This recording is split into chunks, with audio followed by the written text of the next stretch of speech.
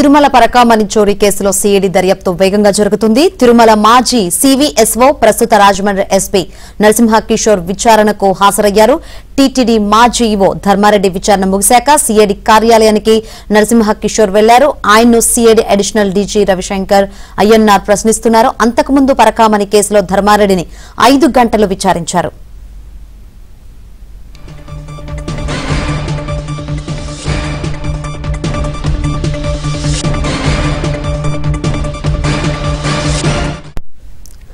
తిరుమల పరకామణి చోరీ కేసులో సిఐడి దర్యాప్తు వేగంగా జరుగుతుంది. తిరుమల మాజీ సివిఎస్ఓ ప్రస్తుత రాజమండ్రి ఎస్పీ నరసింహ కిషోర్ విచారణకు హాజరయ్యారు. మరిన్ని వివరాలు అందించేందుకు మా ప్రతినిధి ప్రసాద్ సిద్ధంగా ఉన్నారు. ప్రసాద్,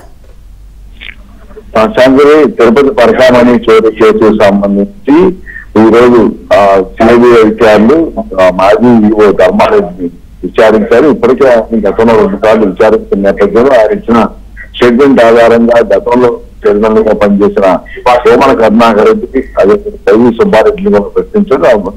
ఆ సమయంలో ఉన్న అధికారులను కూడా ఇప్పటికే విచారించారు. అయితే వారు పొంతలేని సమాధానం చెప్పడంతో పాటు మొత్తం పరకామణి వ్యవహారం నుంచి రవికుమార్ రక్షించేందుకు ఆ గతంలో ఈ బోర్డు పెద్దలు ఎవరిచ్చిన తీరుపై కూడా అనుమానాలు వ్యక్తం చేశారు. అయినప్పుడు కూడా పొంతలేని సమాధానం ఇస్తున్న నేపథ్యంలో మరోసారి ధర్మారెడ్డిని విచారించాలని తీసుకుని ఈ రోజు విజయవాడ రావాలంటే కూడా నోటీస్ ఇచ్చారు. దీంతో ఈ రోజు ఉదయం 10 గంటల సమయంలో ధర్మారెడ్డి ఆ సిఐడి క్రాంతి కార్యాలయానికి చేరుకున్నారు. దాదాపు మధ్యాహ్నం 3 గంటల వరకు కూడా ఆయన విచారణ కొనసాగింది. ఈ 5 గంటల పాటు జరిగిన విచారణలో ప్రధానంగా అప్పుడు పరకామణి చోరీ అంశానికి సంబంధించి ఎవరెవరి పాత్ర ఎంతవరకు ఉంది, ఎవరెవరి ఆదేశాలతో ఈ వ్యవహారాన్ని ముందుకు తీసుకెళ్లారు, అంతేకాకుండా తప్పు చేసి అడ్డంగా దొరికినప్పటికీ కూడా అతను రక్షించేందుకు ఏ విధంగా నిర్ణయాలు తీసుకుంటారని కూడా అధికార హోదాలో ఉన్నప్పటికీ కూడా ఆ రోజు నిర్ణయాన్ని ఏ విధంగా సమర్థించారని కూడా ప్రశ్నించారు. దీనికి సంబంధించి బోర్డు మీటింగ్ లో టేబుల్ ఎజెండాగా పెట్టి తీర్మానం చేసే వ్యవహారంపై కూడా ఆయన ప్రశ్నించడం తెలుస్తా ఉంది.